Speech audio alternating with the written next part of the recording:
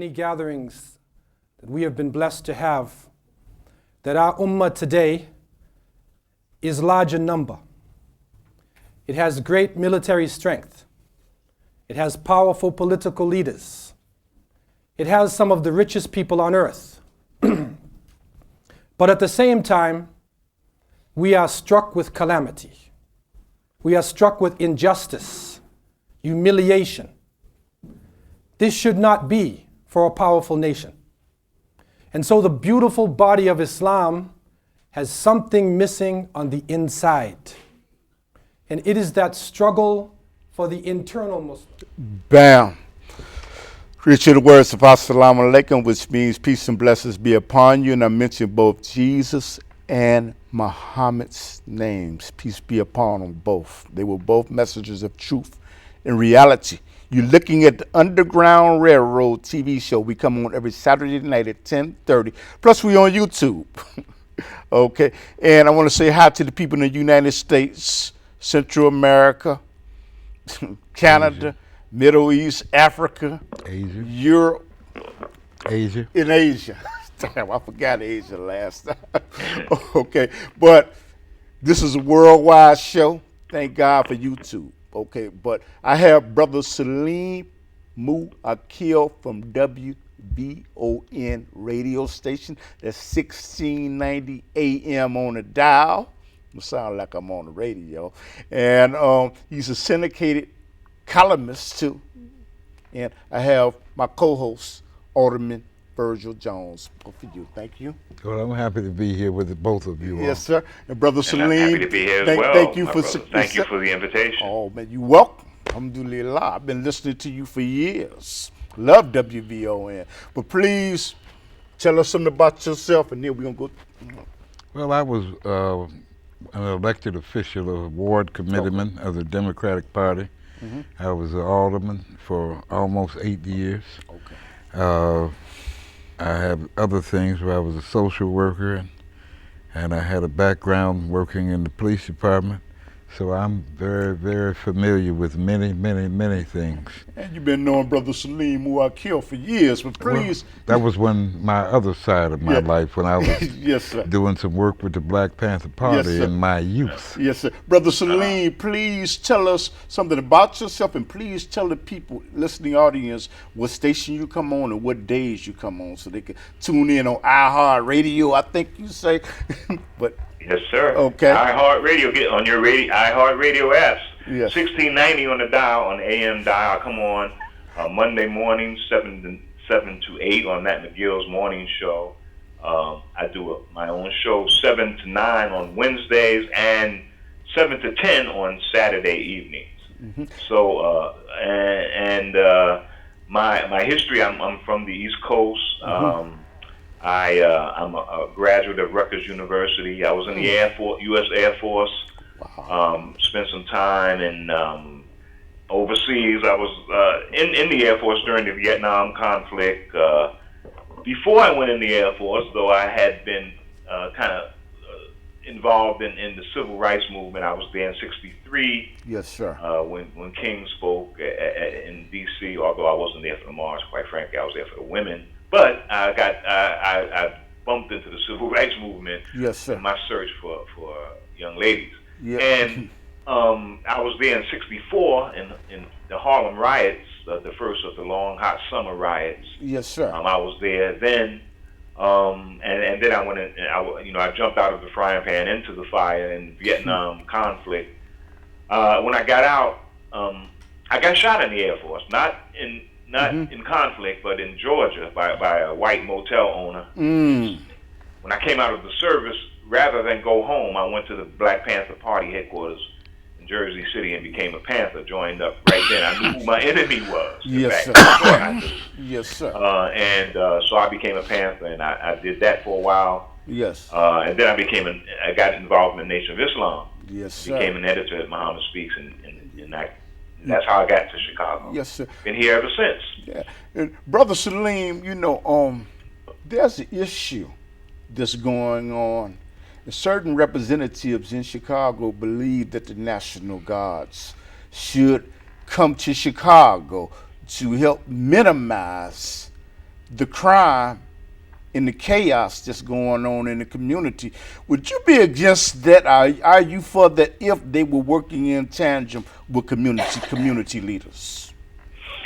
No, I wouldn't be with that, Cliff, because you see, the National Guard is a military unit. The function of a military is at odds with the function of domestic operations. That's why in this country they have something called posse comitatus, which is an official recognition of the different lanes that the military and the police department travel. Yes. They should not be confused because they have different missions, and if you get the military involved in this kind of mission, it will become distorted.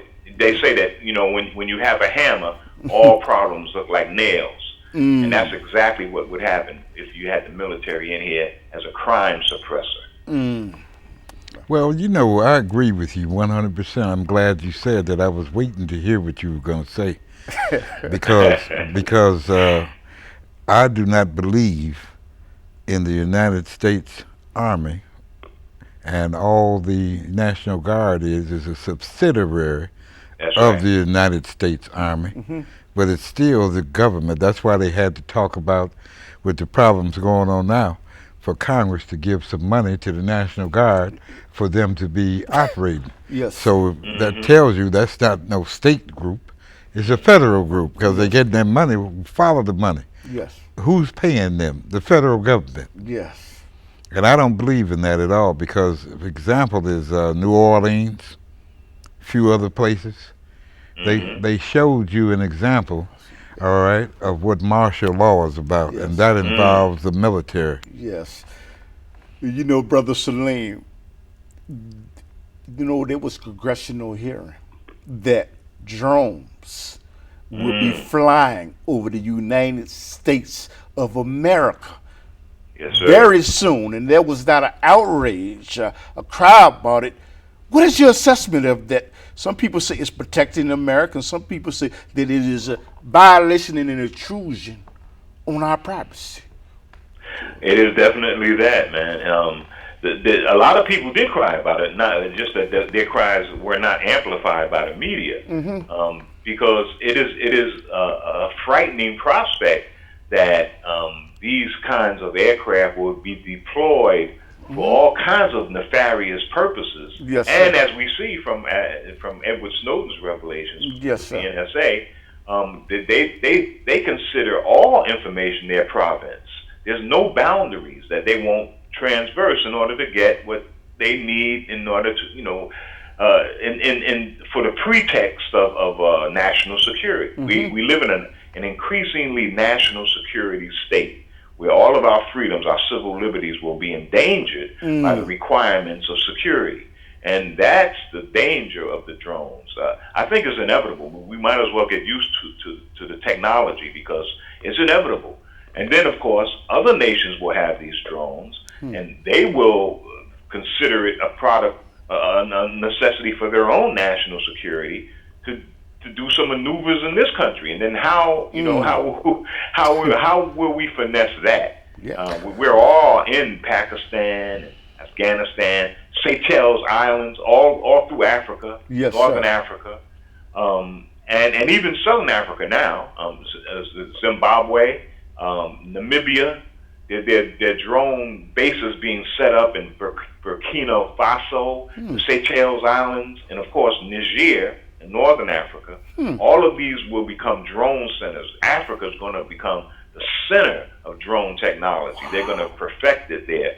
And as you pointed out, Brother Cliff, a post that you sent to my Facebook page about the miniaturization of these drones. They're going to be smaller than insects in some cases. So they're going to be so pervasive that just about everywhere we look, man, there's going to be some drone flying around.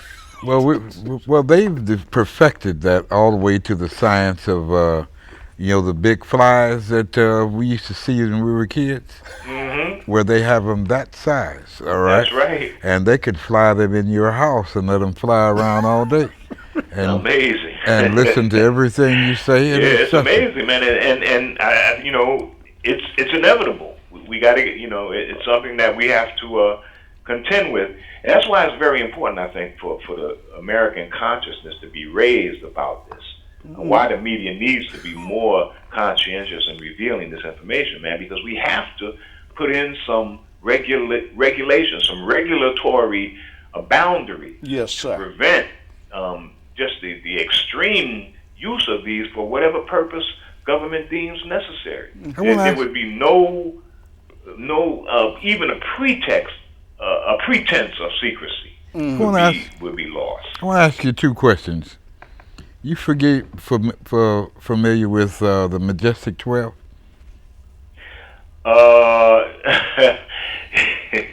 Well, I figured you would ask me one of those esoteric questions, my brother. Yeah, vaguely familiar. Well, those are the 12 men who really run this country. Yes, sir. And they're replaced only at death. And that's part of their program, is to have complete control. Full spectrum dominance is what they call it. And there's a book called The Protocol of the Learned Elders of Zion. Have you read that? Yeah. I don't have much confidence in that one any longer. At one point I was an advocate, but I learned how the czars influence that. Yes. But you was going to say something. Okay. I was going to say, well, the czars influenced it because of in 1302, there was a guy named Bertacci, all right? And they decided what they would do is when they went off to fight in the Crusades, the knights would leave all of their property in trust to somebody who they trusted, and those who they trusted would become the trustee. But when they came back, they wouldn't give them their property back. So therefore, they became the owners of all of the property, and then they transferred all of their property to the Pope, and he began to own everything in the world. Okay, so. And that group, the Majestic 12, all right, is a part of that, all right? Okay. So, and the protocol of the Elders of Zion, some recent studying I've been doing, I find that the first protocol says, might is right, not right is might. Isn't that what's going on now? Yeah. Well, there's no doubt about that. Yes, sir. All you got to do is look at Israel.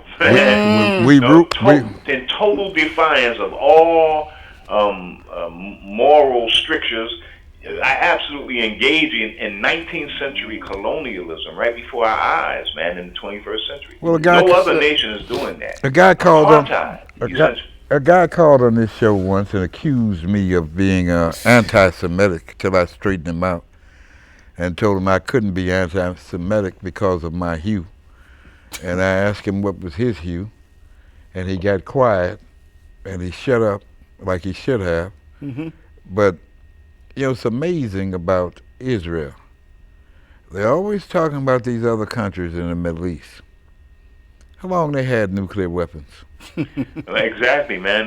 They're pushing Iran to fess up to its nuclear programs, and Israel refuses to put itself under the regime of the Atomic Energy Agency, refuses to make its chemical weapons stores accessible to monitoring agencies, and has absolutely refused to get involved in any protocol that monitors their lethal weaponry, their weapons of mass destruction. And yet, and not only that, but it's the only nation in the region that has attacked other nations repeatedly. Iran has never attacked another nation. Yes. The only conflict Iran got into was with Iraq, and that was at our behest. We encouraged Saddam Hussein to do that, and we provided him with the chemical weapons he used to kill a lot of Iranians. Well, So if you Iran is not guilty of anything like that, but certainly Israel is, and they're the ones who are leading the charge and condemning Iran for what it says is a harmless domestic program of nuclear enhancement. well if you notice though, Salim, when Muammar Gaddafi said I'll go and cooperate, where is he today? Yeah, no, I mean, that's what someone was telling me about Assad. That's the next step for Assad. Once he agreed to get rid of his weapons of mass destruction, he's destined for extinction as well. Yes. But the Gaddafi story is a tragic tale, man. It's a horrendous tale of how we engineered a man who was doing so much for Africa, the African continent, Yes. that it's really feeling his loss right now. Yeah.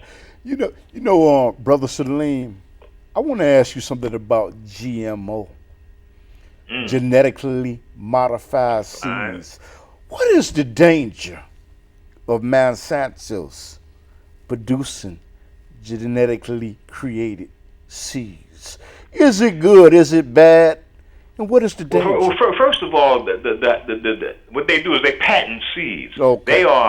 They are monitorizing and commodifying the Earth's natural harvest, the people's property, essentially, the commons of humanity. Yes. They are commodifying it. So that's the most.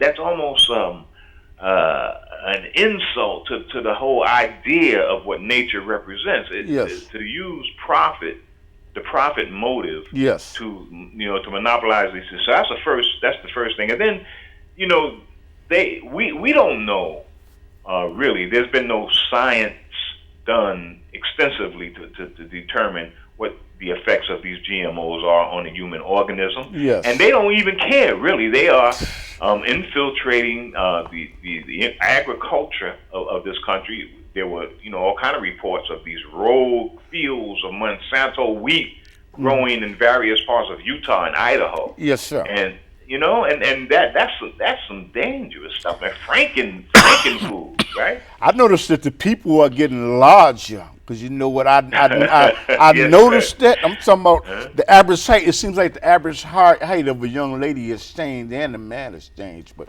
go ahead. I'm reminded of Memorandum 2000 by Henry Kissinger. Yes, sir. Where he said that we must reduce the world's population to 500 million people. Yeah, well, that there was a widespread belief at one point that if there weren't attempts to do that we would not only overpopulate the planet, but the whole eugenics, that the motive behind eugenics was that the less able people tended to reproduce more than those who should be reproducing. Yes. And so there had to be artificial means to restrict the population growth of those without the intellectual capacity to rule the planet. And of course, there's a racial dimension to that. So yes, there was a lot of, and then there was the Malthusian thesis that if you didn't regulate population, that our natural proclivity was to overpopulate and become too numerous for our food supply. And therefore cause a civilizational decline. Yeah. Brother Salim, what I want to ask you something about Eric Snowden, but basically I want to ask you about Twitter, Facebook, and Google's. All these things are collecting our information. Every time we go on the internet, we are being profiled. Absolutely. Is there a danger in that? Oh yeah, man, it is, brother. What danger? If a person is not doing anything wrong, we're ensnared in this national security state. I don't know if we can unsnare ourselves, but I think I think the most important thing is to be aware of just what we're doing. That there's no such thing as if you want to do something on the down low, or if you don't want people to know about what you're up to. you have to find ingenious ways of doing that, because monitoring agencies are all over the place, and the national security state is all pervasive. But you know what Alderman John always says about Facebook? When they started up, they was poured in Job's turkey. I don't know if that's true or not. Well, it's true. Well, Mark Zuckerberg, when he did it at Harvard, they were. I mean, they didn't have any revenue, but they had a lot of money on the side from alum and the parents of the folks who created Facebook. Yeah. But they didn't have the kind of capital that they have now, no doubt. They didn't have that.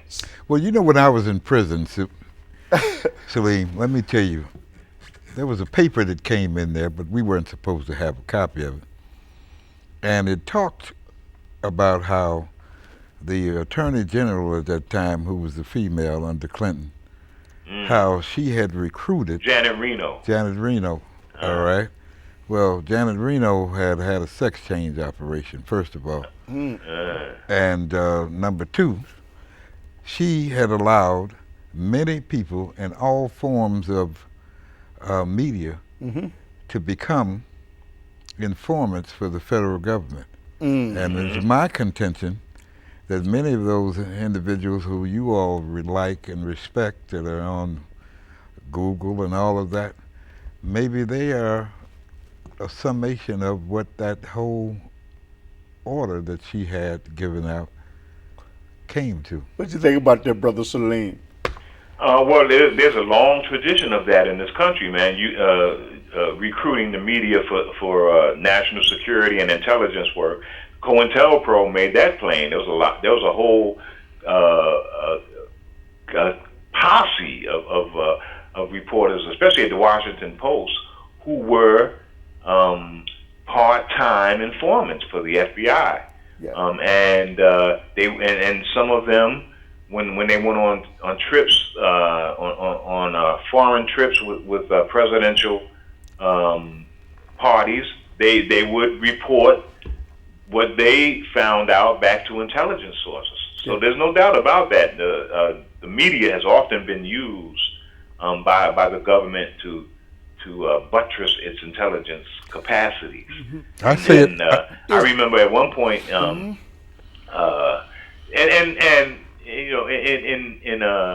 I first got into journalism in the AP, I was working for the AP in the daytime, and Muhammad Speaks at night. I would do the story for AP from the objective perspective, the mainstream American perspective, and then I would go home at night and revert to this raging Muslim and change the perspective of the story for Muhammad Speaks, and that taught me the difference in perspective and how journalists can really control what a lot of people think is going on in reality by your own perspective, by the way you present this news. And we had a certain kind of standard to present the news at the AP. But while I was at the AP, this cat who was working for the Newark Star Ledger was revealed by an underground newspaper called the East Village Other in New York that he was working with the CIA. Yeah. He was a well-known columnist in Newark, New Jersey, and that was a pretty big scandal at that time. Yeah. I don't think it would be a scandal today. Yeah. Brother Salim, you know what, Adolf Hitler, if he would have had this type of technology during that time, do you think he would be doing some of the things that are going on right now in society? Exactly. I mean, look, you remember we used to Hitler's time, the SS, but then the inheritor of the SS's legacy was the Stasi state in East Germany. And everyone made fun or talked about the Stasi state with terror, that it was the boogeyman of all national security agencies. And the NSA is much more invasive and intrusive than that Stasi state was. Wow. Much more. But part of some of the founders of the NSA were Nazis. Yes, that's true. That's a fact. As the Stasi state was. Exactly. That came from the expertise that was developed among the SS in Germany, in Nazi Germany. They used that for the development of the Stasi state, and some of those agents and some of that technique also was infiltrated into this country and became a part of our law enforcement apparatus. There's a book called Blowback and another book called The Fourth Reich, all right? You familiar with those? I'm familiar with Blowback. Well, the Fourth Reich is another book, and it tells about how they brought these individuals here into America because they were given instructions by Hitler that if they lost the war, to move their gold, their silver to the United States, okay? So that they could in turn join the CIA, the FBI, the State Department, and they also Argentina was a prime location. Yeah, well, that's where Hitler ended up. You know what, Brother Salim, I didn't even know. You know what, Blowback? I'm gonna have to get that book and read it. But you know what, Brother Salim, we have like almost 2 minutes left. Do you have you may want to have some closing comments, something that we did not ask you, a message that you want to specifically convey, and please tell the people what time you come on, please. Come on 7 to 8 Mondays, 7 to 8 in the mornings on Mondays, 7 to 9 at night on Wednesdays, 7 to 10 at night on Saturdays. Okay, and I think what the thing I guess that's important to talk about is how we need to be we need to get more involved in activism, man. We have to snap out of our lethargy, because the entire progressive movement of this country is based on and dependent on African American energy and activism and agency. And if we don't do it, if we don't get off our butt and start to demand certain kinds of activities out of this government, we've been hampered unfortunately by the fact that we have a black president. He's demobilized us because we don't want to protest and make it seem as if he's been a failure. His tenure has been unsuccessful.